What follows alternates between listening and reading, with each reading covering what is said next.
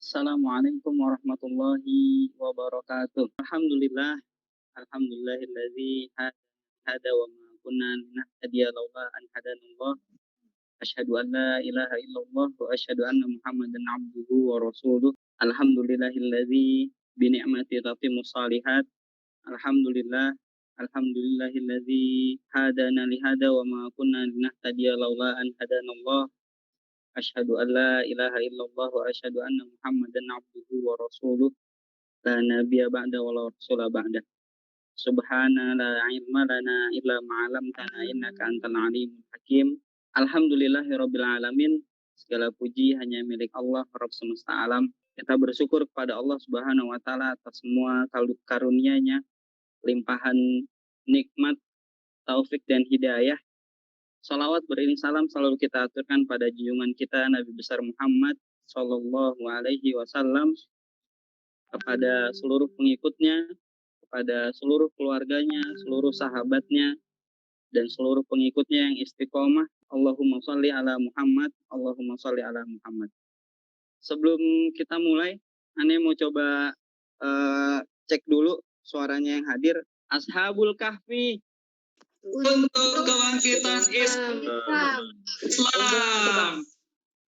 Untuk kebangkitan Islam. La haula wa la quwwata illa billah.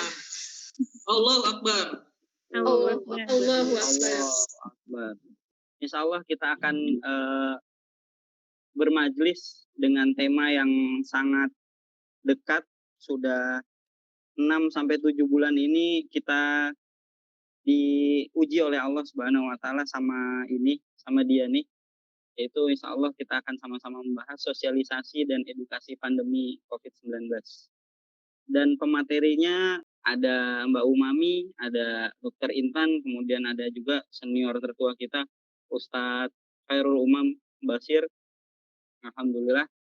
Tidak lupa kita berdoa kebaikan juga untuk guru kita Ustadz Bahtiar Nasir. Semoga Allah limpahkan banyak kesehatan, kekuatan, dan keistiqomahan di jalan dakwah beliau.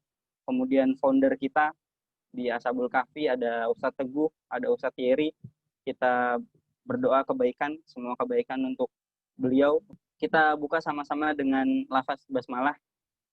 Bismillahirrahmanirrahim. Kita dengar tilawatul Quran yang insya Allah akan dibacakan oleh Ahina Adit. Kepada Mas Adit kami persilahkan.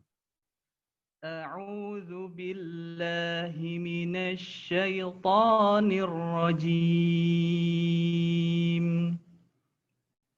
Bismillahirrahmanirrahim.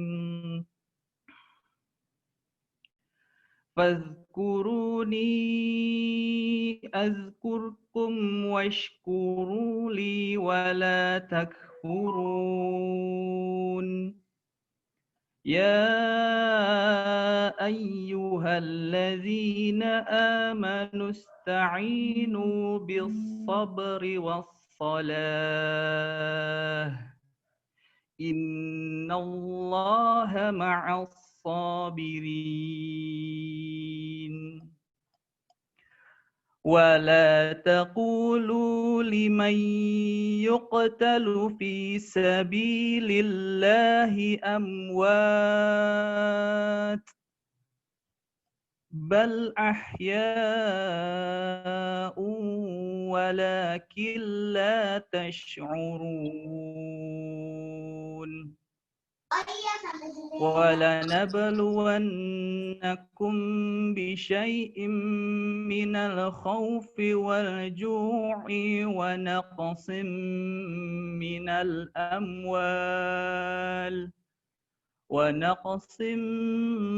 مِّنَ الْأَمْوَالِ وَالْأَنفُسِ وَالثَّمَرَاتِ وَبَشِّرِ الصَّابِرِينَ الذين إذا أصابتهم مصيبة قالوا إنا لله وإنا إليه راجعون أولئك عليهم صلوات من ربهم ورحمة وأولئك هم المهتدون صدق الله العظيم. Wassalamualaikum warahmatullahi wabarakatuh. Waalaikumsalam warahmatullahi wabarakatuh. Baik, alhamdulillahirrahmanirrahim. Jazakumullah Mas Adit. Mudah-mudahan sudah dibacakan surat Al-Baqarah tadi ayat 152 dan 157. Baik, sudah siap semua teman-teman? Sama-sama mari kita simak paparan dari pemateri pertama dari Mbak Umami, perspektif epidemiologi dan kesehatan masyarakat tentang COVID-19. Baik, kepada Mbak Umami kami persilahkan. Bismillah. Assalamualaikum warahmatullahi wabarakatuh. Alhamdulillahirabbil alamin. Wassalatu wassalamu ala asrofil anbiya'i wal mursalin wa ala alihi washabihi ajmain, amma ba'd. Izin sebelumnya saya meralat mungkin hari ini lebih kepada diskusi karena saya yakin banyak sekali kakak-kakak yang sudah ada di Ashabul Kahfi yang jauh lebih memahami sharing ilmu, intinya seperti itu, saling berbagi. Hari ini saya akan berbagi tentang apa sih itu tadi perspektif epidemiologi dan kesehatan masyarakat terkait COVID-19. Sebenarnya COVID ini menarik. Saya membuka diskusi hari ini dengan pertanyaan seperti ini. Apa itu COVID-19? Konspirasi atau realita? Ada anak bertanya dan ada penjual dengan gambar pemakaman berdasarkan tata cara COVID. Konspirasi atau realita? Kita buka hari ini dengan update corona dunia per 10 Oktober, Indonesia naik ke peringkat 21 global. Ada tentang update corona 10 Oktober, 11.765 orang meninggal. Kemudian 5 provinsi penyumbang kasus baru COVID terbanyak, DKI menjadi nomor pertama paling banyak. Ini data yang diupdate oleh BNPB melalui Satuan Tugas Penanganan COVID-19 Indonesia. Berdasarkan data dari Kemenkes, sudah 34 provinsi yang terdampak. Kemudian per hari kemarin, tanggal 10, naik 4.294 kasus. Kemudian lihat data peta, warna merah ini menunjukkan memang daerah rawan. Bagaimana dengan Jakarta, tempat di mana kita memang berposisi saat ini tinggal. Di sini ada dua data yang saya tampilkan, yaitu tes COVID di Jakarta dengan kasus COVID. Untuk di Jakarta sendiri pun, tingkat kematian 2,2%. Sedangkan total kasus meninggal ada 1.877. Kemarin bertambah 17 orang meninggal. Karena ini memang konsep yang saya ajukan ke panitia adalah diskusi, jadi saya akan membukanya dari teori H.L. Bloom.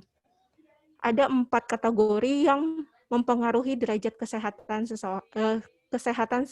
sekelompok masyarakat. Pertama, faktor genetika atau keturunan. Kedua, faktor pelayanan kesehatan. Ketiga, perilaku. Dan keempat adalah faktor lingkungan. Menariknya, lingkungan menjadi porsi yang terbanyak, yaitu 40%. 30%-nya perilaku, 20%-nya pelayanan kesehatan, dan 10%-nya adalah genetika. Sedangkan ini ada trias epidemiologi. Ini kalau di grup Ahwat pernah sedikit disinggung oleh Dr. Intan terkait agen, host, dan lingkungan. Lanjut. Baik. Ini kita sama-sama harus menyamakan satu definisi terlebih dahulu. Apakah itu penyakit COVID? Nah, penyakit COVID atau Coronavirus Disease 2019 adalah penyakit baru yang dapat menyebabkan gangguan pernafasan dan radang paru. Ini disebabkan oleh SARS-CoV 2. Jadi sebenarnya ini dia itu satu family sama SARS dan MERS.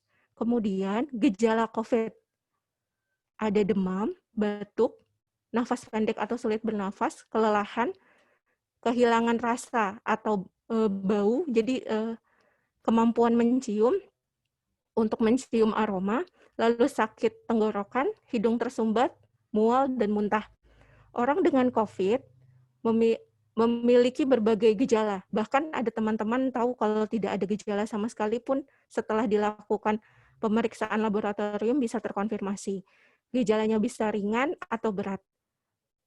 Gejala dapat muncul 2-14 hari, itu masa inkubasinya. Pada saat awal-awal COVID tuh kita sering mendengar tentang OTG, PDP. Sekarang semua istilah tersebut sudah berganti. Pedoman COVID sendiri di Indonesia sudah direvisi sebanyak 5 kali. Kenapa selalu direvisi? Jawabannya adalah karena memang penyakit ini penyakit baru, belum ada literatur yang memang bahasanya ajak, sehingga setiap terjadi perubahan, maka pedomannya pun harus mengikuti. Ada dari beberapa definisi yang ada di revisi 5 itu, kita cukup mengetahui 4. 3 yang akan kita bahas sekarang sama nanti. Yaitu pertama adalah tentang suspek. Apa itu suspek? Intinya adalah orang dengan gejala ISPA yang tadi, demam, batuk, kemudian sesak dan sebagainya, yang selama 14 hari punya riwayat perjalanan, baik itu perjalanan transmisi lokal di dalam negeri maupun di luar negeri. Yang kedua adalah orang dengan gejala ISPA yang 14 hari terakhir memiliki kontak dengan kasus konfirmasi atau probable. Apa itu probable? Probable nanti kita bahas. Dan terakhir adalah orang dengan ISPA berat yang memang membutuhkan perawatan. Di sini tetap kontak, perhitungan kontaknya mulai dari 2 hari sebelum kasus timbul hingga 14 hari kasus timbul. Ini yang disebut dengan kasus probable dan kasus konfirmasi.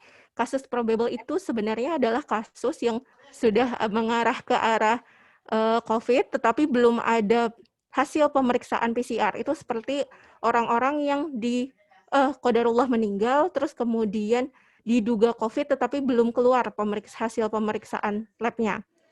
Kalau konfirmasi, ini sudah pasti terkonfirmasi berdasarkan pemeriksaan laboratorium PCR. Kasus konfirmasi terbagi menjadi 2, yaitu dengan gejala simptomatik, dan yang kedua adalah tanpa gejala asimptomatik.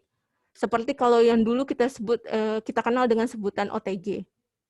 Nah, ini yang menarik. Apa yang dimaksud kontak erat?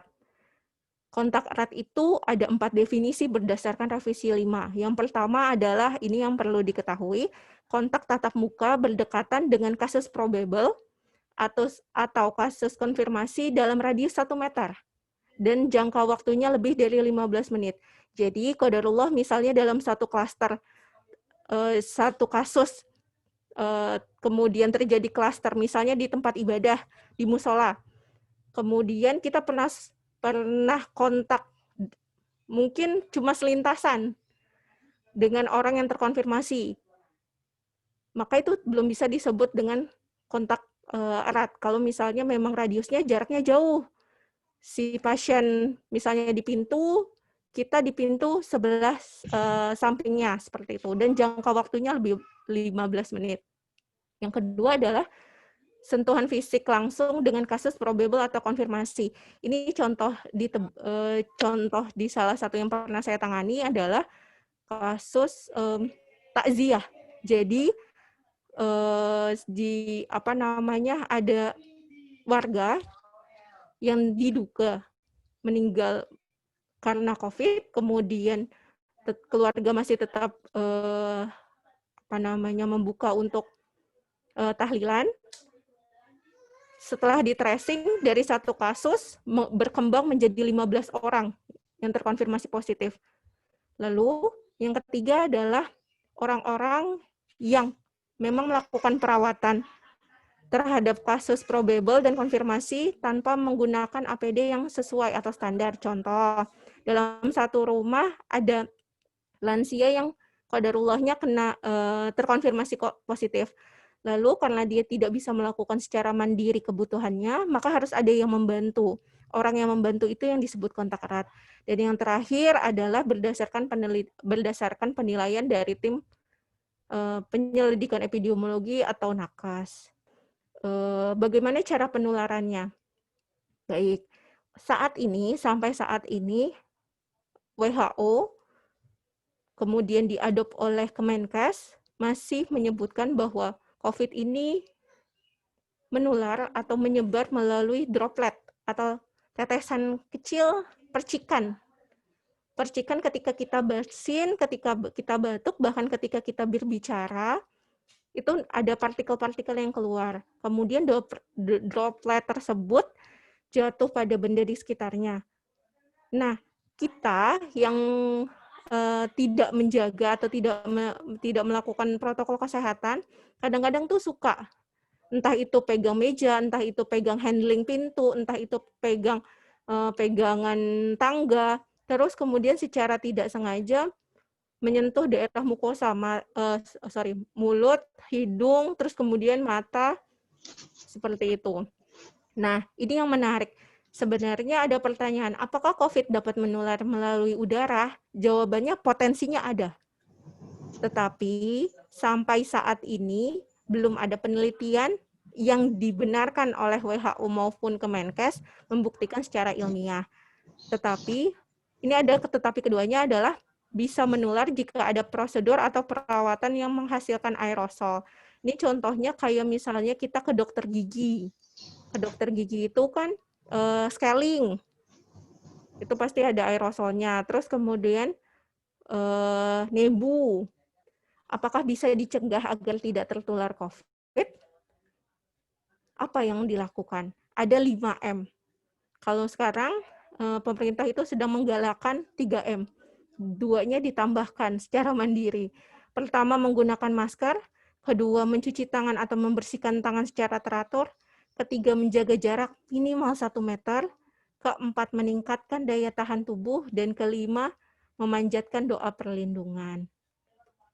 Oke, karena memang ranahnya saya adalah tadi epidemiologi dan kesehatan masyarakat, maka saya mau mengajak diskusi kawan-kawan sekalian terkait manajemennya yang memang real di lapangan. Contoh, ini sebenarnya yang secara bagan. Sekarang timbul pertanyaan, saat ada gejala, apa yang harus kita lakukan? Dalam satu kasus, sebut saja A, dia ternyata sudah 3 hari panas, demam, terus kemudian ada batuk. Apa yang harus dia lakukan? Sedangkan Jakarta masih termasuk daerah dengan jumlah pasien terkonfirmasi tinggi di Indonesia. Langkah pertamanya adalah jangan panik. Yang kedua adalah lakukan self-assessment terhadap kategori suspek. Jadi kan tadi ada kategori suspek ada 3. Apabila ada gejala dengan riwayat perjalanan. Kedua, apabila ada gejala dengan riwayat kontak. Dan yang ketiga adalah apabila ada gejala berat. Kemudian setelah dilakukan self-assessment pribadi, kemudian ternyata dia ada perjalanan ke Surabaya misalnya. Ke Surabaya, kemudian apa yang harus dia lakukan? Maka datanglah ke fasilitas kesehatan. Bisa dilakukan secara mandiri ke swasta, dipersilahkan. Bisa juga di pemerintah. Kalau di pemerintah, saya informasikan setiap puskesmas yang ada di Jakarta itu punya namanya Poli-ISPA. Poli-ISPA itu adalah poli yang mengscreening pasien dengan gejala COVID. Itu tidak boleh langsung masuk ke dalam gedung, nanti akan ada polinya di luar. Poli-ISPA itu ada Senin sampai Jumat dari jam 8 sampai jam 5 sampai jam 15 sampai jam 3. Apabila punya BPJS gratis, apabila tidak punya BPJS 15.000. Nanti akan dilakukan grading oleh dokter di Poli-ISPA. Kenapa dilakukan grading? Karena nanti untuk menentukan langkah selanjutnya. Apakah itu dia hanya perlu darah lengkap, ataupun rapid, ataupun swab. Qadarullah si A ini ternyata setelah di grading harus di swab. Setelah di swab, dalam masa menunggu wajib karantina. Kemudian baru keluar hasil apakah dia terkonfirmasi atau bukan COVID, dia positif atau negatif. Nah, kalau misalnya si A ini adalah terkonfirmasi positif, kita lihat di sebelah sini apa yang harus dilakukan. Jadi puskesmas itu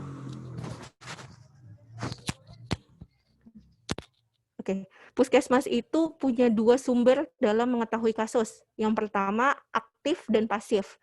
Aktif itu di mana kami melakukan pencarian kasus, contoh kayak tadi di Poli-ISPA. Kedua, melakukan swab massal di perkantoran. Ketiga, kami melakukan di pemukiman ataupun beberapa. Kalau pasif itu terdiri dari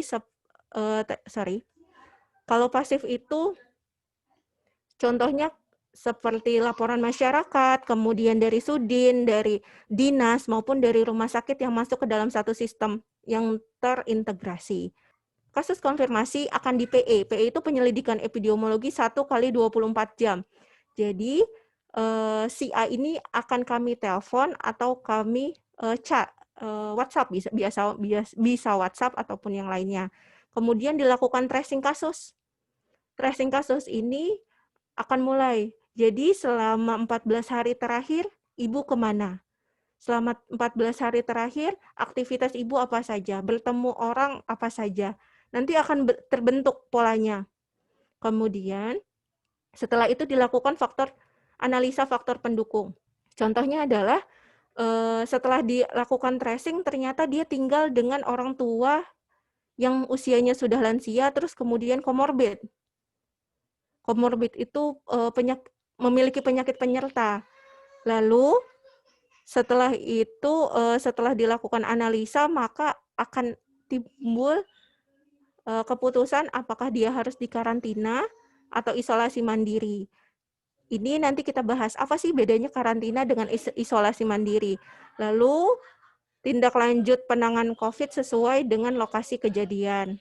Saat terkonfirmasi atau kontak erat, apa yang harus kita lakukan? Sekarang kita harus tahu dulu, karantina dan isolasi mandiri itu apa?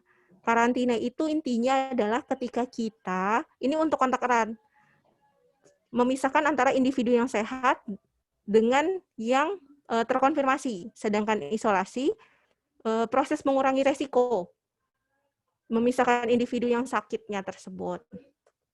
Nah, bagaimana dengan seseorang yang kontak erat, suspek, atau terkonfirmasi COVID-19? Di sini tadi pilihannya adalah karantina atau isolasi mandiri. Tujuannya memutus rantai penularan. Ini yang menjadi permasalahan yang sering diasingkan atau dikucilkan. Sekarang di Jakarta khususnya, tempat isolasi itu terdiri dari pertama rumah sakit, tentu. Kedua adalah FIMK. Ini kalau yang lebih dikenal dengan Wisma Atlet. Kemudian hotel masih dalam pembahasan, penginapan ini juga dalam persiapan, beberapa wisma, fasilitas yang ditunjuk gugus tugas ini seperti kalau kakak-kakak pernah lihat GOR ataupun yang lain, serta rumah. Menariknya kalau di grup Akhwat pernah membahas, bukankah Jakarta itu melarang isolasinya di rumah? Jawabannya iya. Sayangnya terjadi perbedaan persepsi antara pusat dengan daerah. Di pusat berdasarkan revisi 5 itu dianjurkan untuk isolasi mandiri di rumah. Karena kenapa? Mengarah kepada fasilitas rumah sakit yang tidak bisa memenuhi seperti itu. Tetapi dampak lainnya adalah terjadi klaster. Membahas tentang epidemiologi akan sangat menarik karena banyak sekali yang bisa kita bahas. Nah, kalau di rumah ini, apa sih yang kita harus, prinsipnya tuh seperti apa? Yang pertama adalah Pasti jaga jarak, gunakan masker, kebersihan, dan daya tahan tubuh. Apa yang harus dilakukan? Mencatat gejala yang timbul, mulai dari cek suhu tiap harinya, terus kemudian adakah batuk, lalu melapor pada petugas kesehatan. Di sini, di Indonesia, COVID itu bukan lagi didasarkan pada KTP. Contoh, misalnya ada anak kos, dia itu ber-KTP-nya di Jawa Barat, tapi tinggalnya di Tebet. Maka terus kemudian qadarullah dia kena COVID, maka yang memiliki kewajiban untuk memantau dia adalah petugas kesehatan yang berada di daerah Tebet. Kapan sih kita boleh selesai karantina atau isolasi? Jawabannya adalah untuk karantina 14 hari tanpa ada gejala. 14 hari selesai masa kontak, itu bisa dikatakan selesai masa pantau. Buktinya apa? Apakah perlu disuap ulang? Maka jawabannya tidak. Kalau memang berdasarkan hasil penyelidikan epidemiologi, dia tidak membutuhkan. Buktinya nanti adalah dengan adanya surat keluar dari puskesmas, surat selesai masa pantau. Lalu kasus konfirmasi tanpa gejala. Ini tidak dilakukan pemeriksaan follow-up PCR. Apabila 10 hari isolasi mandiri, ditambah 10 hari isolasi mandiri sejak pengambilan spesimen diagnosa. Jadi kalau misalnya tanpa gejala, cukup isolasi selama 10 hari tanpa gejala, terus kemudian dilakukan pemeriksaan TTV, hasilnya bagus berdasarkan penilaian dokter, maka berdasarkan revisi 5 tidak perlu lagi ada follow-up untuk swab PCR. Lanjutnya adalah ini dengan gejala ringan. Apabila ada gejala ringan, maka ditambah 3 hari. Jadi totalnya adalah 13 hari. Baik, lanjut. Sekarang bagaimana jika di rumah ternyata ada orang yang terkonfirmasi positif? Kemudian memilih untuk isolasinya di rumah saja, tidak dilakukan rujukan. Yang pertama adalah pengaturan ruang atau kamar. Tempatkan di ruang atau kamar tersendiri yang memiliki ventilasi baik. Sebenarnya ini kunci. Jadi kunci dari sirkulasi udara yang baik menyebabkan pertukaran udara di dalam ruang dan di luar ruang itu mengalir, terjadinya bagus. Jadinya bisa yang tadinya ada partikel yang melayang bisa terbuang bersama angin, mengalir bersama angin, lalu masuk lagi yang baru. Itu hebatnya sistem Allah. Lalu batasi pergerakan, aktivitas di dalam ruang atau di kamar tersendiri. Yang ketiga, minimalkan berbagi ruang. Nah, yang sama, kamar mandi, dapur, dan wajib memiliki ventilasi yang baik. Terakhir, anggota keluarga lain tidur di kamar berbeda. Jika tidak memungkinkan, maka jaga jarak minimal 1 meter. Ini sebenarnya, nanti kita akan ada studi kasus, karena kebetulan saya memegang wilayah, jadi ada klaster pemukiman di mana dia dalam satu rumah, itu tinggal 4 kakak. Rumah besar, jumlahnya ada 15 orang. Akhirnya dilakukan penyusunan seperti itu. Lanjut adalah kebersihan tangan. Ini hal yang sederhana. Sebenarnya Allah tuh udah ngajarin untuk menjaga kebersihan. Ini salah satu bukti nyatanya. Kebersihan tangan itu halnya sederhana, tetapi dengan kesederhanaan itu ternyata banyak sekali yang bisa kita cegah. Kemudian, jika mencuci tangan menggunakan air dan sabun, maka gunakan handuk kertas. Oke. Ini kenapa direkomendasikan? Karena memang jadinya kan sekali pakai. Seperti itu. Tetapi, jika tidak ada, maka gunakan handuk bersih dan ganti jika sudah basah. Pertanyaannya, lebih baik mana? Mencuci tangan menggunakan air mengalir atau menggunakan hand rub? Jawabannya adalah, kalau pertanyaannya lebih baik mana, maka jawabannya lebih baik menggunakan air mengalir. Tetapi lihat kondisi, jika memang kebutuhan mencuci tangannya sering, tetapi sumber airnya tidak terjangkau, maka gunakan hand rub. Ini untuk perawatan pasien apabila tadi kita punya orang yang terkonfirmasi positif di rumah kita, batasi jumlah orang yang merawat, idealnya 1 orang yang benar-benar sehat, kemudian pengunjung atau penjenguk tidak diizinkan melakukan hand hygiene.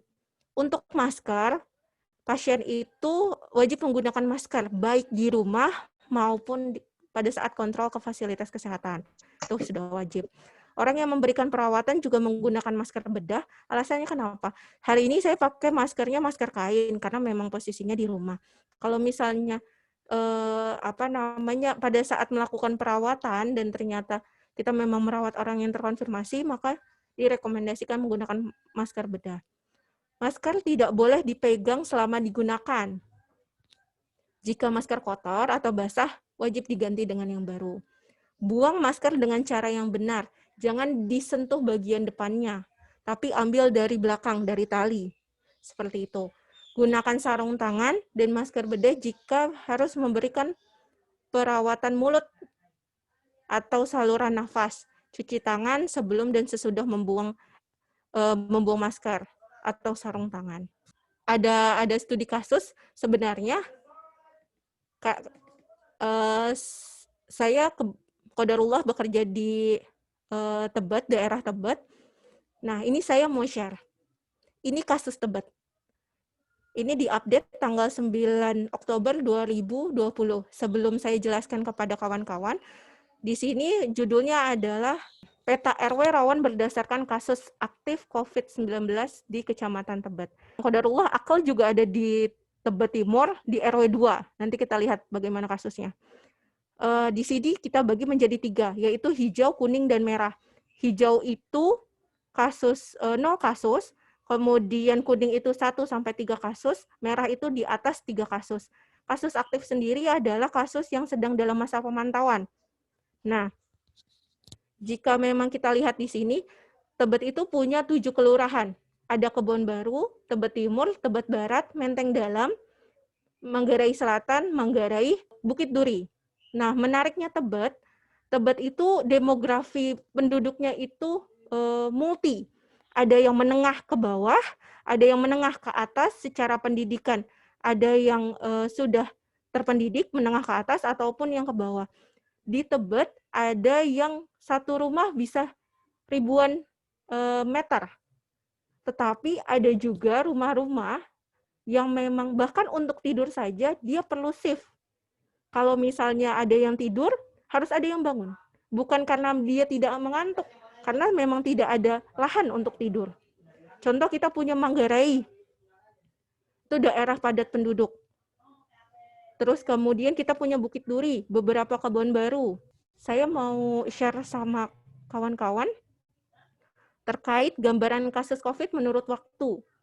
Ini yang perlu, jadi menariknya karena ini memang konsepnya diskusi, kita lihat dari yang sebelah sini dulu. Tentang grafik kasus positif COVID-19 mulai dari Maret sampai tanggal 9 Oktober 2020. Ini jumlah kasus yang terkonfirmasi. Maret itu 38, April 55, Mei 34, sampai seterusnya puncaknya berada di September. Kenapa? Karena Oktober baru berjalan sampai minggu pertama. Tapi sudah 101. Setiap ada perubahan kebijakan, maka akan berubah data ini. Kalau misalnya ingat, dulu waktu PSBB awal, kalau saya tak salah itu sebelum puasa, antara April dan Mei, itu terjadi penurunan kasus dari 55 sampai 34. Lalu, setelah terjadi penurunan kasus, ada namanya PSBB transisi. PSBB transisi mulai menanjak. Dari 34 kemudian ke 42, dari 34 kemudian 42. Juni ke Juli makin meningkat. Kemudian Juli ke Agustus makin tak terkendali sampai titiknya di September kemarin di Tebet sendiri dia ada 543 kasus. Baik, kalau jangka waktunya terlalu besar, maka kita coba lihat per minggu. Kenapa saya mau ajak, sebenarnya ini kasus yang sedang didiskusikan terkait PSBB Jakarta yang tidak efektif. bahasa headline-nya seperti itu.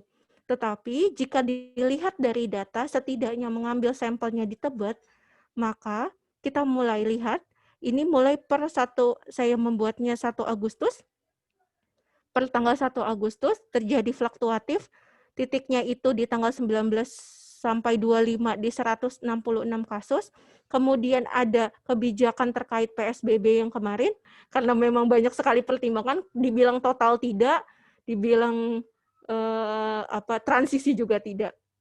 Terbukti bahwa memang ketika terjadi pengurangan intensitas mobilitas masyarakat, maka angka ini akan turun menjadi pada tanggal di update 2 Oktober 121 dan kemarin tanggal 9 Oktober 103 kasusnya. Ini dia. Oke, kenapa kembali saya tampilkan data Tebet? Karena memang ini diolah oleh tim kami, jadi insya Allah saya bisa mempertanggungjawabkannya. Ini menariknya adalah kelurahannya. Jadi ada Manggarai, 3 kasus terbesar, kita lihat Manggarai, Bukit Duri, dan Menteng Dalam. Bukit Duri, Menteng Dalam, dengan Manggarai adalah daerah yang memang mayoritas, tidak bisa dibilang keseluruhan, tapi mayoritas itu secara ekonomi menengah ke bawah, secara pendidikan menengah ke bawah, kesadaran akan perilaku bersih, hidup bersih dan sehatnya itu lebih sedikit. Jadi ada tren. Sekarang yang sedang dibahas adalah mungkin sering dengar tentang kata-kata klaster. Karena kenapa? Tren di awal itu orang-orang yang terkena COVID adalah orang-orang yang memiliki mobilitas tinggi. Contohnya dia yang pergi ke luar negeri, dia yang bertemu dengan orang asing, dia yang memiliki relasi banyak di sekitar mancanegara. Tapi sekarang ternyata itu berubah. Sampai yang daerah kumis kupat, kumuh miskin, kumuh padat, itu malah lebih sering terkena. Karena kenapa? Karena pemahaman akan COVID ini masih tetap dalam tanda kutip konspirasi. Tapi ada data yang membuktikan. Ini menariknya, ini bukan rumput, kakak-kakak sekalian, tapi ini data jumlah orang. Tiap hari berapa orang yang terkena. Mulai dari awalnya di bulan Maret, rumputnya masih kecil sampai akhirnya dia menjulang tinggi. Apakah COVID itu adalah sebuah konspirasi? Tapi jawabannya adalah tidak, karena datanya ada. Lalu kenapa sering berubah-ubah?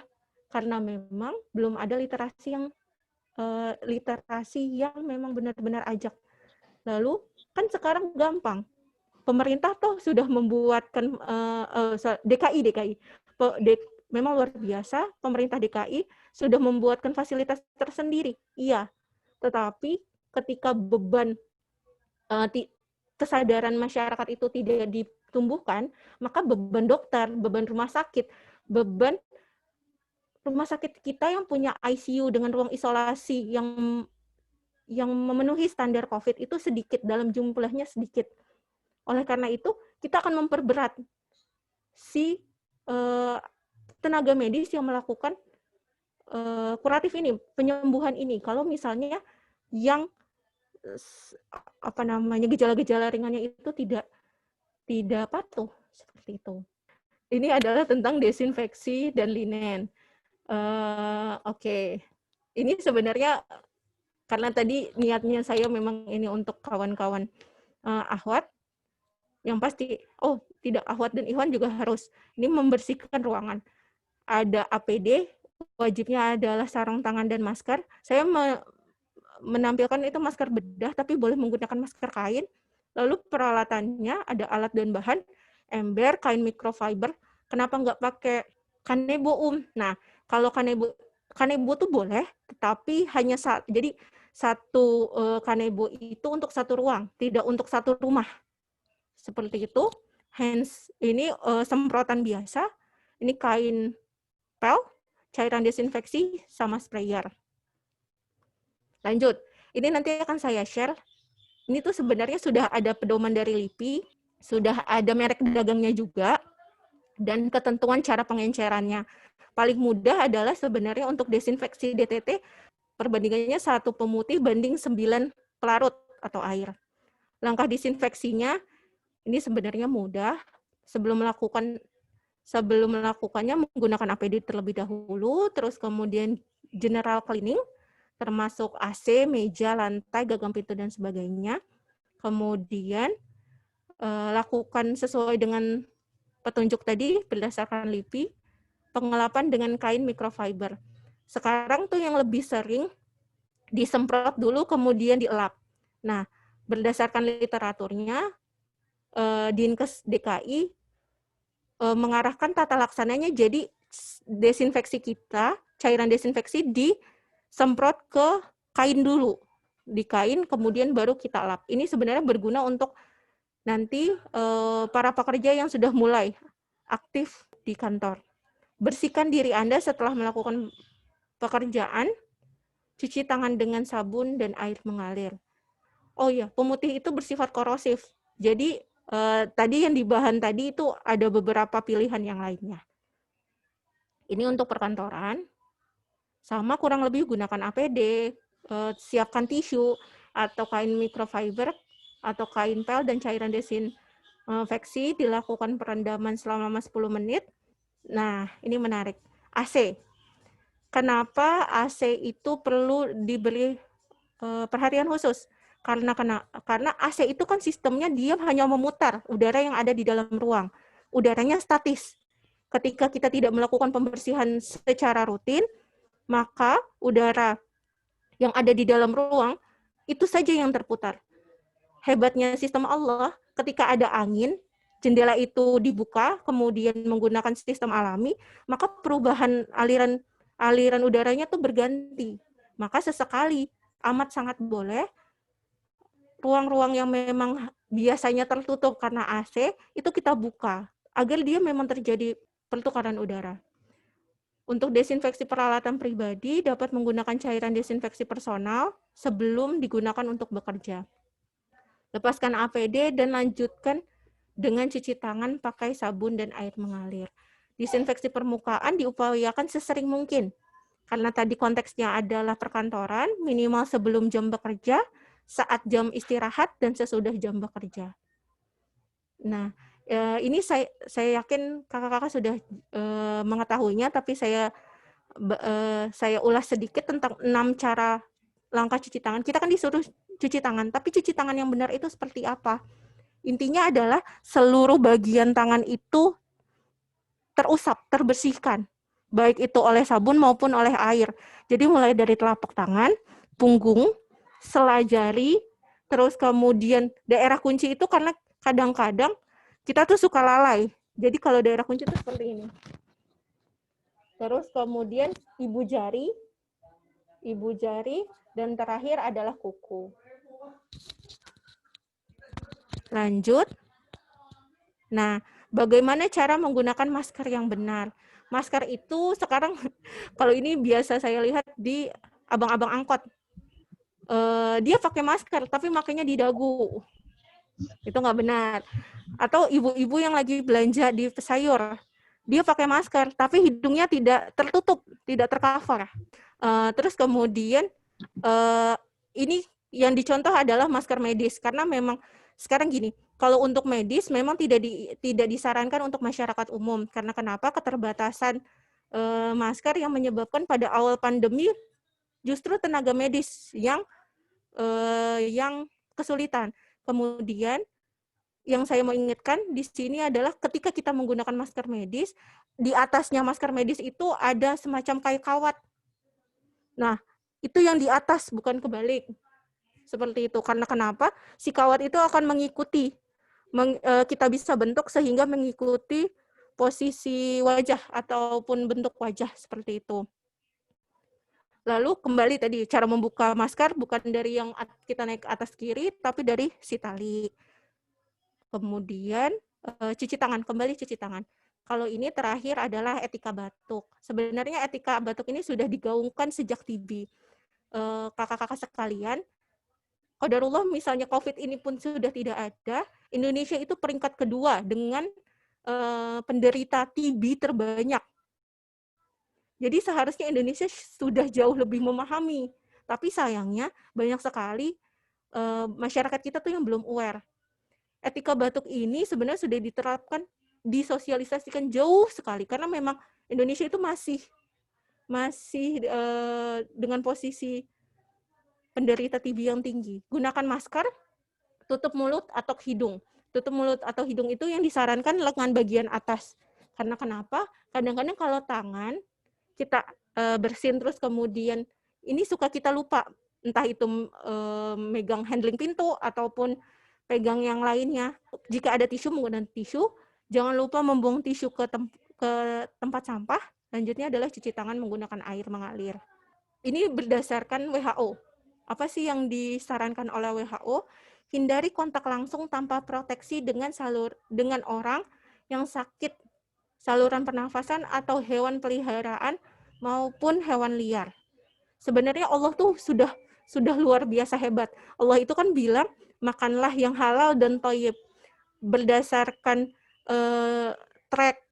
tracknya penyakit ini diduga bahwa ini berasal dari hewan.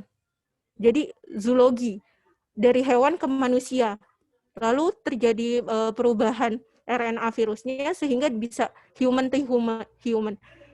Ada sebagian orang yang mengkonsumsi makanan yang tidak baik menyebabkan timbulnya, walaupun ada potensi-potensi lain. Lalu kedua, terapkan hand hygiene. Bahkan bab pertama dalam fikih saja taharah ya, bebersih. Sebenarnya Allah tuh sudah luar biasa. Lanjut, cegah orang lain tertular atau sakit. Tutup mulut dan hidung dengan tisu kembali, buang tisu ke tempat sampah, cuci tangan setelah batuk, hindari berpergian jika sakit atau berpergian ke tempat yang outbreak. Nanti ini akan dibahas oleh Dr. Intan ataupun Ustadz, karena memang kalau saya tak salah kan memang ada hadisnya. Ketika ada wabah di salah satu tempat, maka jangan kau datangi, dan juga apabila kau di dalamnya, jangan kau pergi. Lalu gunakan masker jika sakit. Ini makanan yang aman, masak matang dan higienis. Ketika berbelanja di pasar, kembali tidak menyentuh area segitiga wajah kita, mata, hidung, dan mulut. Kemudian hindari kontak dengan hewan yang sakit, hindari kontak dengan sampah atau cairan lainnya. Lanjut, ini ketika bekerja di pasar, ini sebenarnya untuk misalnya pedagang, untuk yang lainnya, adalah gunakan proteksi tubuh, lepaskan baju perlindungan setelah bekerja, hindari keluarga terpapar pakaian kerja. Ini perlu untuk para kaum bapak, karena kenapa? Ketika kaum bapak harus pergi untuk bekerja, pas pertama kali pulang, ingatkan pada diri untuk kita bebersih dulu. Kita mandi dulu, baru nanti ketemu anak, kayak gitu. Untuk menghindari terjadinya klaster keluarga. Lanjut, desinfeksi tempat kerja dan sehari-hari. Baik, tadi saya ada menarik kata-katanya Mas Aji, ada tentang iman dan imun kalau saya tidak salah. Maka saya tambahkan 3, iman, imun, dan aman. Iman itu menjadi landasan pondasi kita. Imun itu kita harus kuat secara imun, karena kalau kita kuat secara imunnya, insya Allah penyakit tidak mudah masuk. Aman itu amanlah dalam berperilaku. Konteksnya adalah yang aman adalah yang sehat. Itu saja yang bisa saya sampaikan. Apabila ada pertanyaan dipersilahkan. Saya mohon maaf apabila ada salah kata atau perbuatan. Wabillahi taufiq wal hidayah. Wassalamualaikum warahmatullahi wabarakatuh. Saya kembalikan kepada moderator. Warahmatullahi wabarakatuh. Baik, Mbak Umami, sudah ada cukup banyak pertanyaan dari teman-teman. Pertama dari Mas Arif. Ini lebih ke kasus ya, minta dianalisa. Ada tetangga, diagnosanya tipes, tapi info dari Pak RT katanya COVID. Sempat ke rumah sakit, tapi minta pulang untuk karantina. Status keluarganya sudah isolasi mandiri selama 1 bulan. Per Jumat kemarin, tapi hari Sabtu sudah ada orang tukang AC dan statusnya belum diketahui kalau itu benar-benar COVID. Apakah benar-benar dari tipesnya itu COVID-nya sudah positif atau belum gitu. Tindakannya seperti apa? Lapor Jaki atau gimana gitu. Terus kemudian yang kedua dari Mbak Ulia, beliau peserta umum rekomendasi Dokter Intan ya. Penanganan COVID masa perkembangan virusnya itu 2 sampai 14 hari. Adik dan temannya 3 bulan lalu positif dan alhamdulillah sudah sembuh dan dirawat di puskesmas. Dan Senin dikasih vitaminnya bentuknya B kompleks dan alhamdulillah didukung habatus sauda kemudian membaik. Dan kemarin ada kasus tetangga yang 5 hari panas masuk rumah sakit. Dalam rumah sakit hanya diberi minuman probiotik dan prebiotik. Alhamdulillah swab kedua hasilnya negatif. Padahal baru 5 hari. Nah sebenarnya masa perkembangan virusnya itu seperti apa, berapa hari. Terus juga ada yang bermasalah ketika harus minum vitamin C karena punya masalah di lambung. Apakah apakah bisa vitamin C diganti dengan B kompleks? Terus juga turunannya, beliau nanya bagaimana kalau misalnya sosialisasi di COVID itu lebih ke menaikkan imunitas tubuh gitu. Jadi beliau bilang apakah lebih bermanfaat kalau misalnya yang dinaikkan imun yang lebih banyak disosialisasikan seperti itu Mbak. Mungkin itu dulu Mbak. Terima kasih Mas Haji. Izin untuk yang tadi terapi ataupun pengobatan ada Dokter Intan yang jauh lebih memahami, jadi saya jawab semampu saya, nanti bisa ditambahkan oleh rekan-rekan yang lain, karena banyak juga tenaga medis yang ada di Ashabul Kahfi. Pertanyaan pertama dari ini Mas Arief, izin menjawab Mas Arief. Jadi gini, untuk COVID sendiri sebenarnya ada sistem namanya gugus tugas. Gugus tugas itu terbagi dari tingkat provinsi, kota administrasi, kecamatan, kelurahan, sampai tingkat RT RW. Menariknya di Jakarta ini kita bermasalah sama tingkat gugus tugas yang ada di wilayah tadi, diskriminasi dan juga dikucilkan. Jadi itu kadang-kadang lebih rese Pak RT Pak RW-nya dibandingkan pasiennya. Saya pernah 2 kali kehilangan kasus tracking gara-gara pasiennya itu merasa diintimidasi oleh pejabat sekitarnya gitu. Jadi oleh Pak RT-nya atau Pak RW-nya karena rumahnya di Palang, terus kemudian benar-benar di polis line. Nah, COVID ini kita bakal sebenarnya banyak membuat kita lebih tahu aware tentang namanya rasa untuk kebersamaan di lingkungan. Untuk tipe-tipenya itu kan nanti izin mungkin dokter akan jauh lebih banyak memaparkan. Ada panas juga, ada hampir gejala yang hampir mirip. Kemudian ini yang perlu dikonfirmasi, tapi info dari Pak RT katanya COVID. Nah, bisa mendefinisikan ini COVID dari apa Pak RT? Apakah memang benar-benar terkonfirmasi berdasarkan hasil PCR atau cuma karena omong-omongan orang? Tuh, sempat ke rumah sakit tapi minta pulang atau untuk karantina. Ada banyak namanya pasien yang pulang paksa. Jadi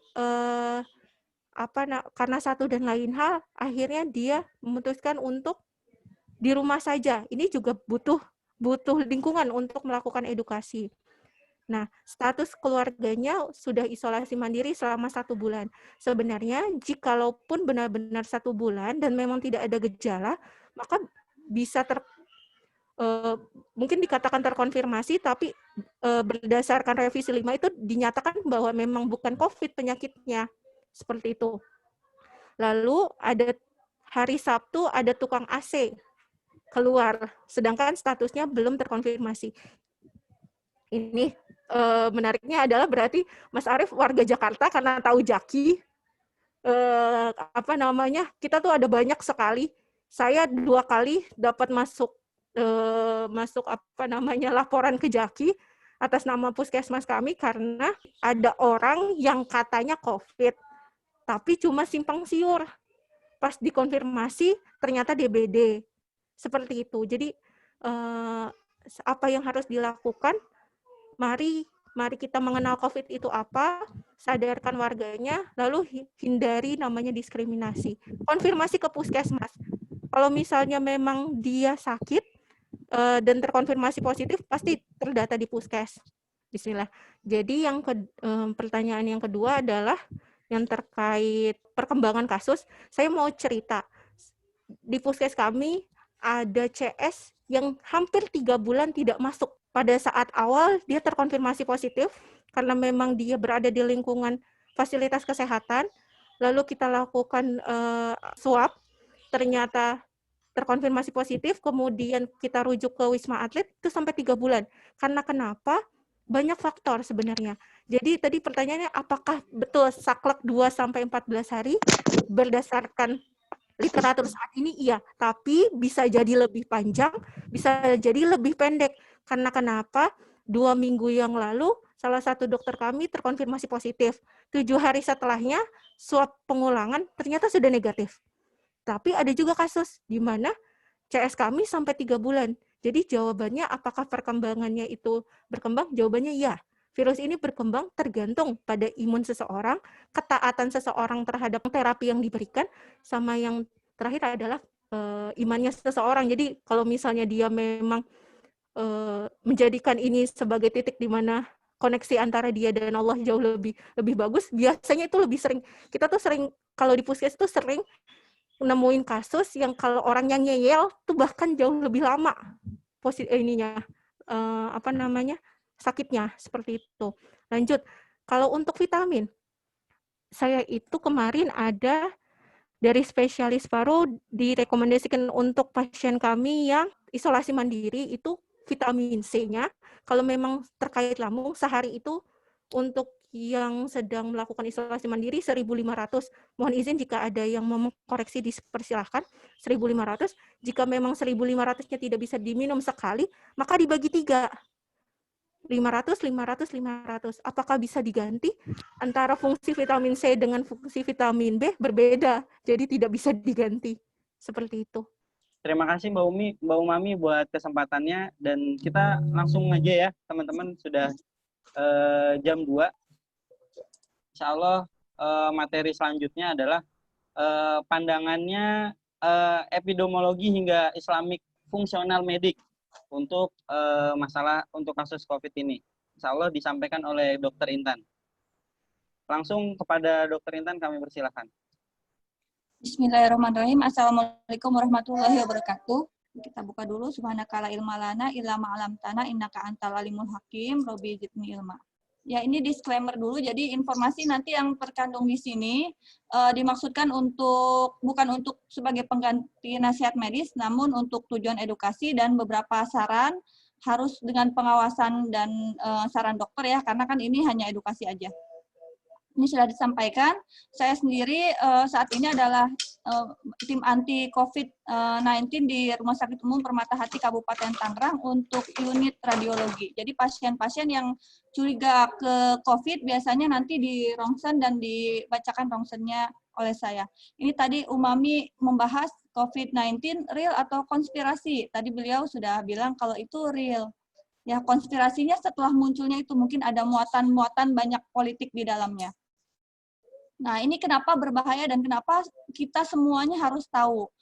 Berbahayanya karena si virus ini dia bisa menyerang hampir semua organ. Yang berbahaya adalah memang yang kena ke paru-paru atau yang ke pernafasan. Si virus ini kalau menyerang tubuh, gejalanya itu kita sebut sebagai penyakit dengan 1000 wajah. Ada juga yang bilangnya the great imitator, jadi dia bisa menyerupai berbagai macam penyakit. Jadi nggak hanya datang dengan keluhan sesak, tapi dia datang bisa dengan keluhan hanya demam, ada yang matanya merah kering, ada yang hilang penciumannya, indera penciumannya, ada yang kulitnya merah-merah, dan ternyata pas dites kok positif. Jadi orang-orang suka bertanya-tanya, kok semua penyakit sekarang dibilang COVID sih? Ya kita bilang COVID kalau dia pas diperiksa emang positif gitu, walaupun dia tidak menunjukkan gejala paru-paru. Nah, gejala paru-paru ini ada yang dia bersih pas di rongsen torak, ini rongsen dada atau rongsen torak, dia bersih nih. Tapi dia pas dites ternyata dia positif. Nah, memang untuk melihat si paru-paru, kita lebih bagus pakai CT scan. Di rumah sakit ternama di daerah Jakarta Barat, yang di sana banyak penduduknya Cina, teman saya itu sehari bisa men-scan puluhan orang pasien, dan hampir semuanya itu positif. Walaupun dia tidak menunjukkan gejala, dan walaupun dia di ronsen, hasilnya bersih nih, ini yang gambar paling kiri ini bersih. Nah, kalau dia ada menunjukkan demam, batuk, tapi dia nggak ada keluhan pernafasan, kita tetap harus follow up ronsen dadanya. Terbukti dalam beberapa hari ternyata terjadi perburukan, mulai timbul nih kayak awan-awan nih. Dan kalau misalkan dengan pemeriksaan yang lain, ini scan-nya scan pakai pemindai energi ya, itu kelihatan dia sudah terkena. Nah, si virus ini bisa menyerang otak atau saraf, karena dia masuknya itu, pintunya lebih banyak masuk lewat mukosa. Mukosa itu apa sih? Mukosa itu kulit yang lembut-lembut nih, yang di mulut dalam, yang di hidung, di mukosa, di mata nih di dalam, atau di tempat yang lain ya, yang sifatnya itu nggak ada kulit tebelnya, itu sebutnya mukosa. Nah, kalau kehirup di si saraf penciuman itu pendek, langsung masuk ke otak. Itu bisa cepat sekali menyebabkan nyeri kepala, dizziness, dan lain-lain. Dia bisa menyerang organ ginjal, hepar atau liver, gastrointestinal, ini yang lagi tren, gejalanya si pasiennya mencret-mencret. Dikiranya mencret biasa, taunya COVID. Ada yang bisa menyerang tromboembolisme, itu menyerang darah, jadi terjadi gumpalan darah ya, jadi darahnya nggak lancar, terjadi gumpalan. Bisa menyerang jantung, sistem endokrin atau kelenjar-kelenjar dalam tubuh, dan kulit. Di kulit juga ada yang merah-merah. Nah, karena kenapa bisa begitu? Karena ternyata si virus itu dia bisa melekat di semua organ itu gitu. Kenapa berbahaya lagi? Dia itu menyebarnya lewat droplet. Droplet itu yang dari cairan batuknya kita, lalu kena orang lain. Tadi sudah Umami bilang kalau ini bisa lewat via udara, ini yang banyak disalahartikan. Bisa ada kemungkinan ke sana, tapi sekarang ini masih dibilang bahwa via udara itu maksudnya yang berbentuk aerosol. Aerosol itu udara yang udah dijadiin partikel-partikel kecil sehingga dia bisa melayang lebih jauh. Biasanya itu prosedur-prosedur yang ada di rumah sakit. Jadi jangan terlalu khawatir. Dengan social distancing yang sekitar 1-2 meter biasanya sudah cukup. Nah, pembahasan kali ini kita bahasnya epidemiologi. Epidemiologi apa? Epidemiologi itu ilmu yang mempelajari tentang pola penyebaran penyakit atau kejadian yang berhubungan dengan kesehatan beserta faktor-faktor yang mempengaruhinya. Biasanya ini dipegang oleh kesehatan masyarakat. Di kedokteran ada yang kita belajar, tapi ada lagi spesialisnya, S2-nya ada, dia megang bagian kesehatan masyarakat. Kalau yang langsung belajarnya, seperti contohnya Umami, sarjana kesehatan masyarakat. Ilmu yang penting, kenapa? Karena kita mau langsung menangani semuanya, semasyarakat, bukan perorangan. Kalau perorangan, dokter bisa, tapi kalau yang sudah masyarakat itu disebutnya udah kesehatan masyarakat. Jadi bukan per personal lagi. Nah, istilahnya di epidemiologi itu ada 3 penyebaran penyakit. Endemik itu kalau penyakit menyebarnya di suatu wilayah kecil. Misalkan satu RT kena mencret semua, satu kecamatan kena polio semua, kena muntaber semua. Epidemik lebih luas lagi. Contohnya negara. Di kita misalkan misalkan ya yang mungkin seperti DBD, tapi DBD kadang juga endemik. Kalau endemik contohnya malaria juga endemik. Pandemik itu global, hampir seluruh dunia kena. Dan ini untuk penyakit-penyakit menular. Penyakit menular itu penyakit yang disebabkan oleh kuman. Kuman itu ada bakteri, ada virus, ada jamur, ada parasit, dan sebagainya. Nah, di kita, di Islam, istilahnya ada 2, wabah dan taun. Nah, pandemi dalam perspektif Islam, biasanya kita sebut penyakit itu adalah bala, musibah, fitnah, azab, dan rizq. Nah, ini bagian fitnah, azab, dan lain-lain mungkin bisa dijelaskan oleh Ustadz Hoiruman. Kita bahasnya dari segi penyakitnya aja. Nah, tadi kan pertanyaannya konspirasi atau real. Nah, penyakit itu yang telah menjadi wabah, itu bisa saja disebabkan oleh perbuatan tangan manusia dan atas izin Allah penyebarannya. Karena kesalahan kita sendiri. Dari mana kita tahu itu kesalahan kita sendiri? Nanti kita lihat berdasarkan sejarahnya.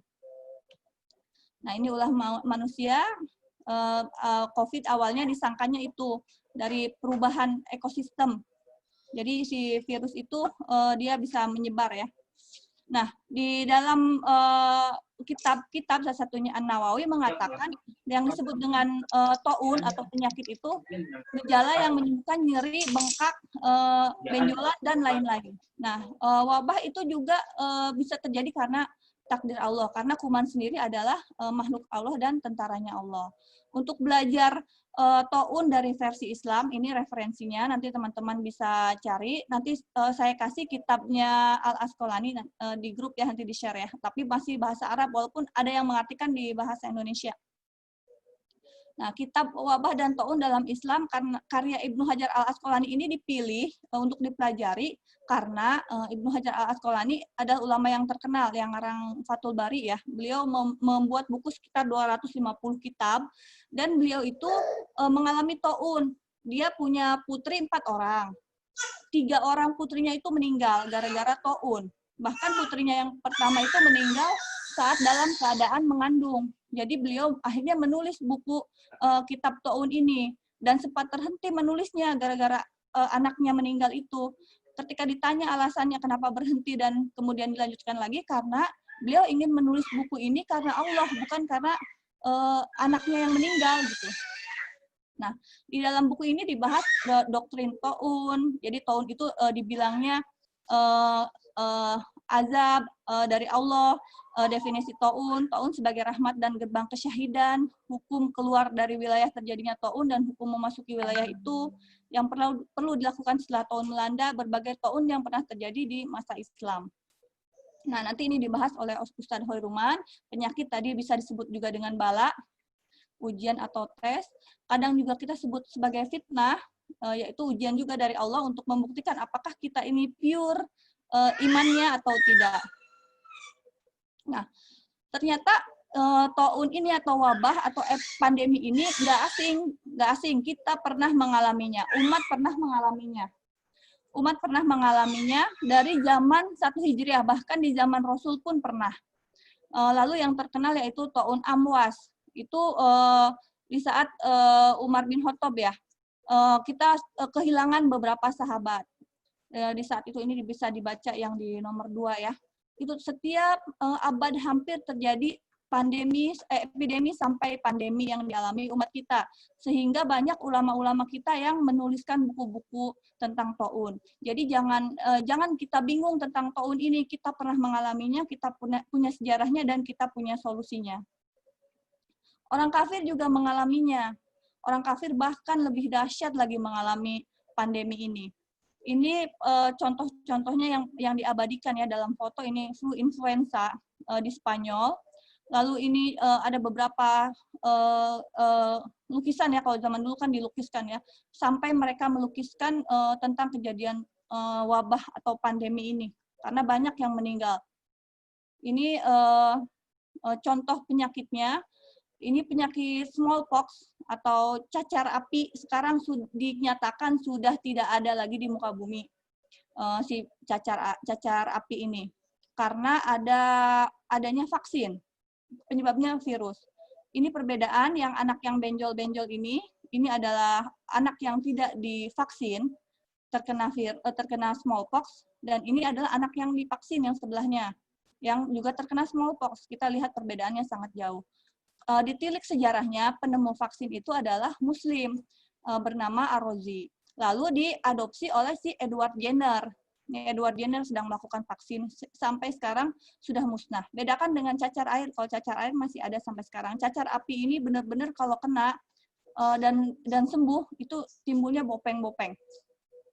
Ini yang bawahnya yang di lukisan ini adalah wabah plak atau pes ya, penyakit pes. Penyakit pes ini yang paling terkenal, sering mengenai dunia. Dia munculnya itu berbentuk benjolan-benjolan di badan. Itu sama seperti yang diceritakan di kitab-kitab para ulama kita. Dia mengenai limpa, mengenai darah, dan mengenai pernapasan. Ini benjol-benjol, kita lihat di sini. Dari mana asalnya ini? Dari kutu tikus. kutu tikus, kutu tikus itu membawa kuman yang namanya Yersinia pestis. Asalnya dari daerah India, Cina, lalu naik ke kapal si tikusnya, terus tikusnya turun juga di Eropa dan akhirnya menyebar ke seluruh Eropa. Kalau yang ini orang yang terkena kolera, digambarkan kayak melotot, kering, karena dia kan buang-buang air terus ya. Ini juga pandemi paling hebat yang pernah terjadi. Ini historinya, sejarahnya dari tahun ke tahun, dan ini dilihat dari jumlah korbannya. Kita lihat yang paling banyak menyebabkan kematian manusia itu adalah pandemi Black Death atau bubonic plague. Bubonic itu yang kayak gini nih, yang muncul benjol-benjol, itu bubonic plague. Dan ini enggak sekali kejadiannya. Terjadi lagi di Plague of Justinian. Ini kita kalau lihat sejarahnya jauh nih. Jauh sampai agak berapa tahun gitu ya. Yang kedua yang menyebabkan banyak kematian smallpox yang tadi sudah musnah, lalu Spanish flu, HIV/AIDS, dan seterusnya. Kita ada di sini nih, kecil ya, COVID, jika dibandingkan dengan yang si Black Death ini yang sangat banyak. Nah, si Black Death ini saat itu hampir memusnahkan 2/3 populasi Eropa. Kurang lebih dalam 4 tahun menewaskan 200 juta jiwa. Hampir satu Indonesia kan tewasnya.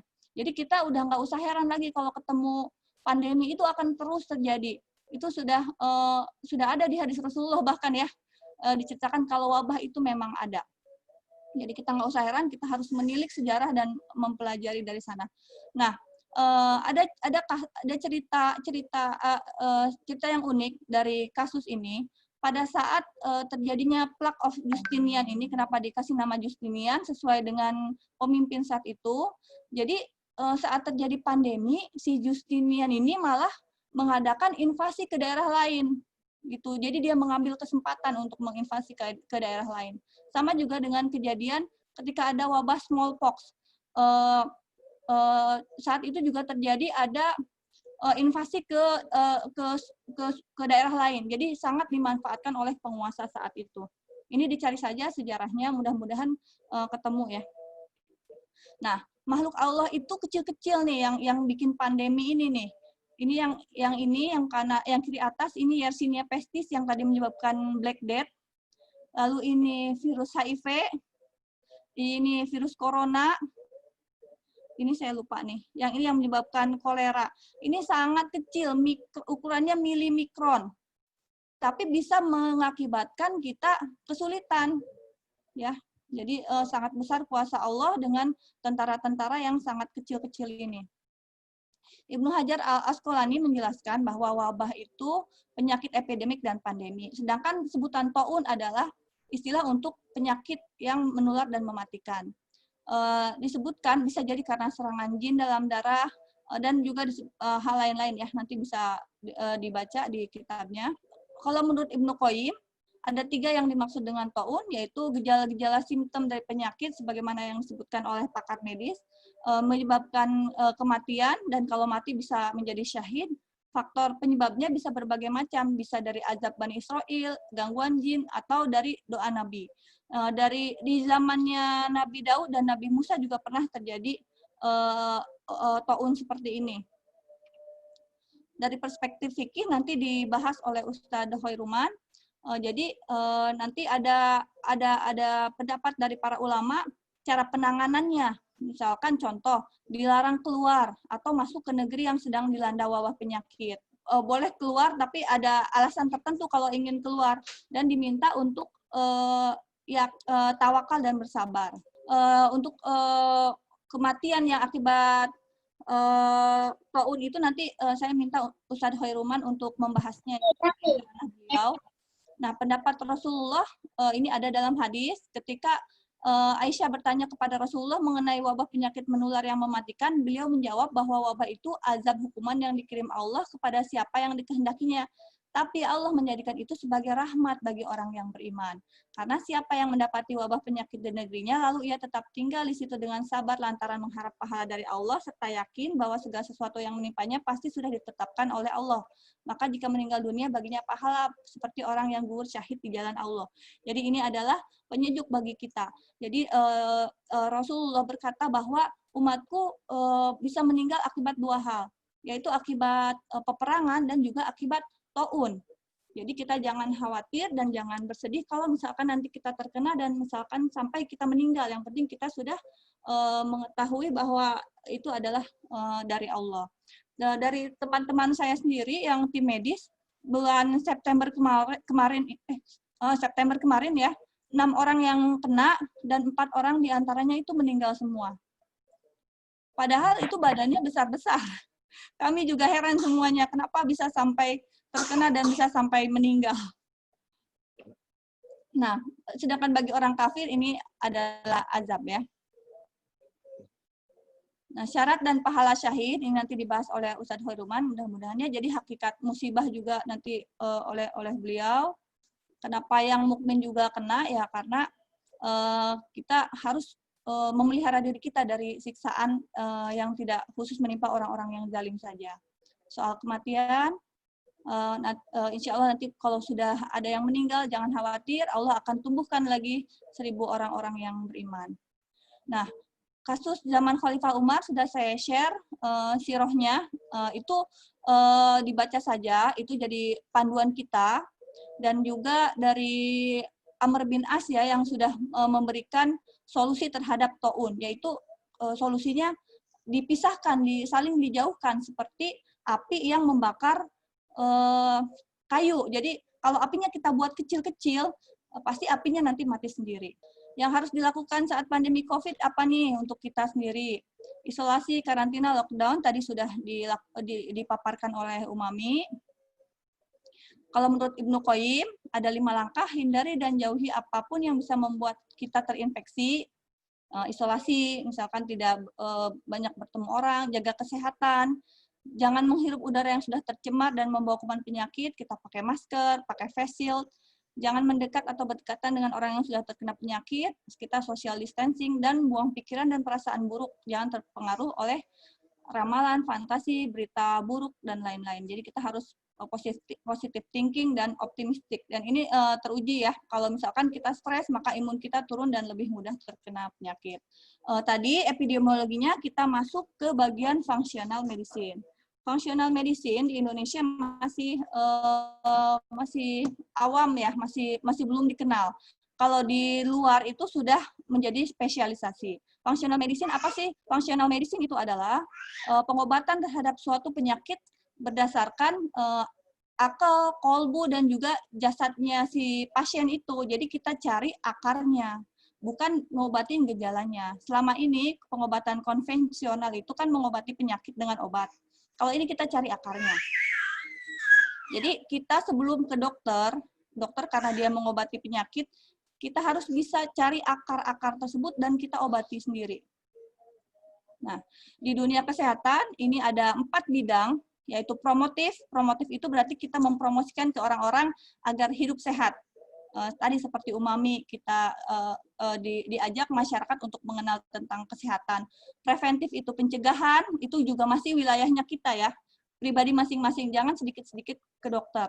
Kuratif ini mungkin mayoritas, kalau yang sudah tidak bisa kita tangani, kita harus pergi ke ahlinya, ke dokter. Dan rehabilitatif ini adalah membaguskan kembali fungsi yang sudah rusak akibat penyakit ya.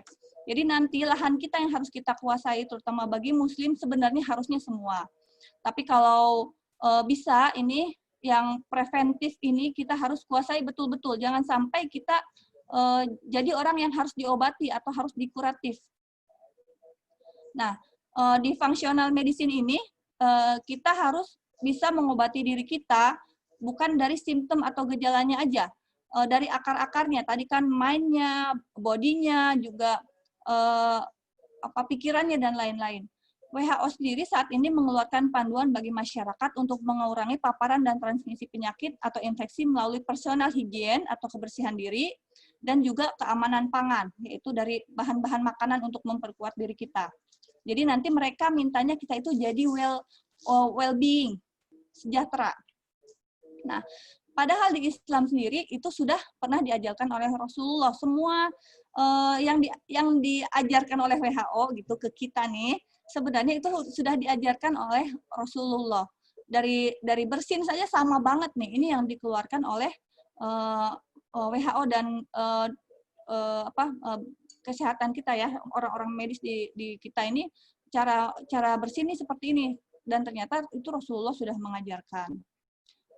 Nah, perintah agar menutup segala jenis wadah atau kontainer yang berisi makanan dan minuman juga sudah diajarkan. Ini bagus kalau untuk kasusnya si pes tadi atau plak tadi ya, karena kutu-kutu tikus dan lain-lain. Nah, berkumur ini yang paling baru, dulu ini belum diakuin tapi sekarang sudah, dan sudah ada penelitiannya ditemukan bahwa 41% pasien mempunyai transmisi nosokomial atau penularan penyakit di rumah sakit, dan disimpulkan bahwa penyebaran COVID melalui droplet atau aerosol itu terjadi karena si saliva atau liurnya itu mengandung konsentrasi tinggi dari COVID.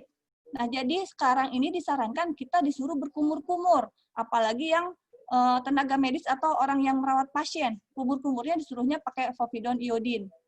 Povidone iodine itu contohnya kayak betadine tuh, isinya povidone iodine. Nah, di kumur-kumur atau gargle ya pada organ sehat bisa menurunkan 36% insidensi infeksi saluran pernapasan atas. Nah, ini sudah dipakai di Jepang sebagai salah satu pencegahan ketika terjadi pandemi influenza. Kalau di kita sendiri, di wudhu itu sudah ada. Wudhu itu 5 kali, dan memang permintaannya gargle atau kumur-kumur itu sekitar 5 kali, walaupun dengan povidone iodine. Tapi kalau kita kan nggak menghadapi orang COVID ya, cukup dengan air bersih aja udah cukup. Kalau misalkan mau air salin, tapi kan susah nyarinya.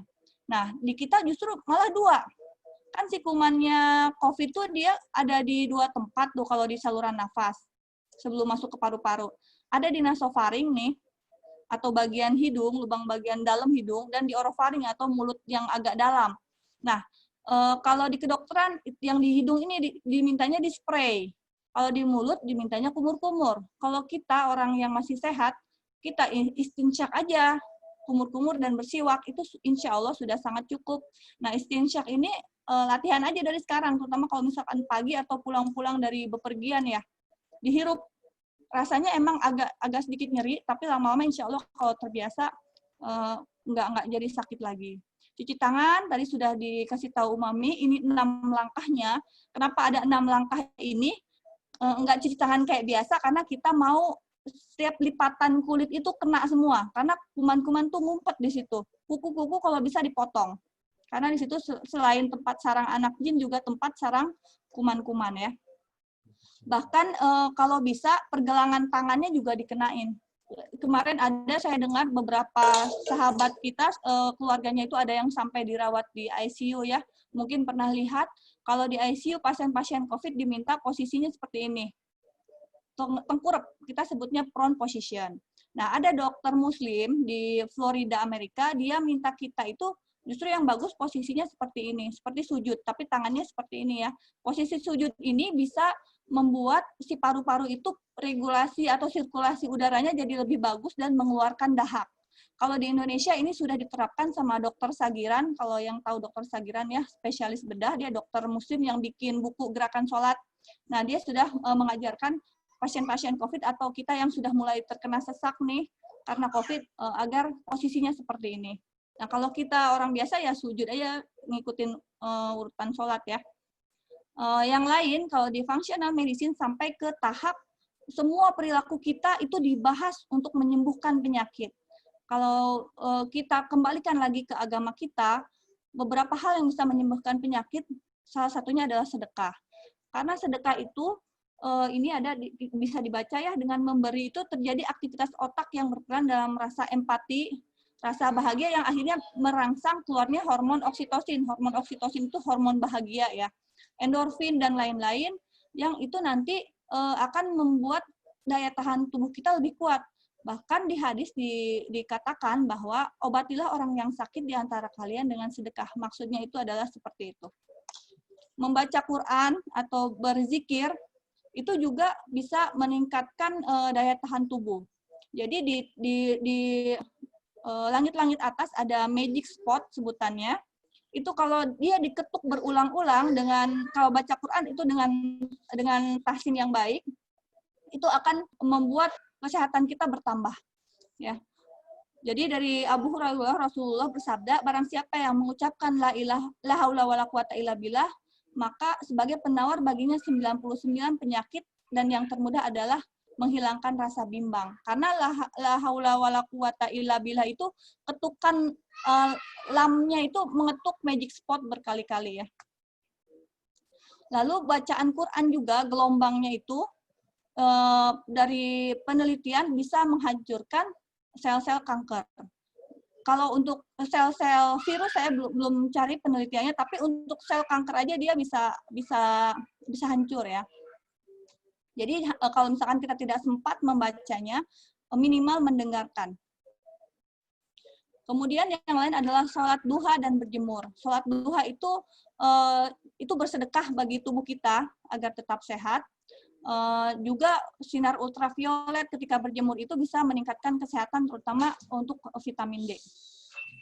Puasa menurunkan kadar gula darah, jadi orang-orang yang komorbid atau orang-orang yang mempunyai pemberat penyakit disebutnya komorbid, contohnya misalkan ibu hamil, orang tua, orang yang punya penyakit degeneratif, misalkan penyakit gula, penyakit degeneratif yang lain-lain, itu ternyata mudah terinfeksi COVID dan bisa berat kalau kena COVID.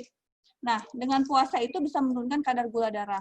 Dikatakan dalam suatu penelitian bahwa si virus itu senang sama gula dalam darah itu. Jadi kalau misalkan kita puasa lebih baik. Tapi mungkin puasa ini harus diwaspadai pada orang-orang yang lebih aktif atau lebih keras dalam bekerja, seperti orang-orang di rumah sakit, mungkin harus dipikirkan ulang.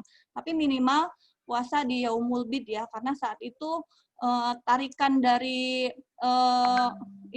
bulan itu lebih kuat dan bisa meningkatkan sistem imun kita. Hijamah atau bekam juga bisa menimbulkan efek imunitas jika hijamahnya hijamah yang basah.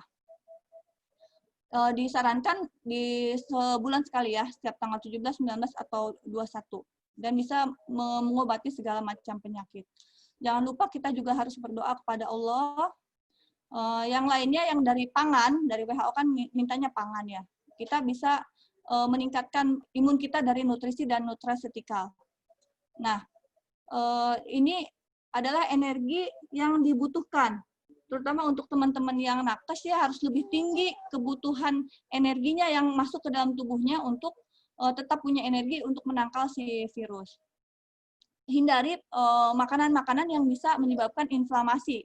Jadi harusnya si sel tubuh kita menyembuhkan penyakit, malah sibuk ngurusin si makanan-makanan ini nih yang nanti ke tubuh kita jadinya racun. Terus kalau di Islam, di pengobatan Nabi dan di kebiasaannya Rasulullah, ada berbagai makanan Quranik yang bisa kita konsumsi yang mengakibatkan efek kesehatan yang lebih bagus ya. Misalkan seperti kurma, jahe, madu, dan lain-lain. Dan ini untuk pencegahan sudah sangat cukup. 4 hal yang bisa menguatkan tubuh, ini ada yang menyebutkan ya, makan daging, mandi yaitu kebersihan, mencium parfum, tapi parfum di sini maksudnya yang original, yang asli, bukan yang buatan, aromaterapi ya, dan menggunakan linen. Linen ini baju maksudnya kain yang dijadikan baju. Si linen ini ternyata bisa menyehatkan ke tubuh kita. Dia itu hipoalergik dan energinya dari yang dikeluarkan si sel-sel ini itu menyesuaikan dengan tubuh kita dan mempunyai efek pengobatan. Ini solusi buat para muslimah yang suka belanja baju. Jadi kalau bisa nanti belanja bajunya jangan terlalu banyak, tapi pindahin kainnya ke linen, terutama untuk masa COVID ini yang sering banyak keluar rumah ya.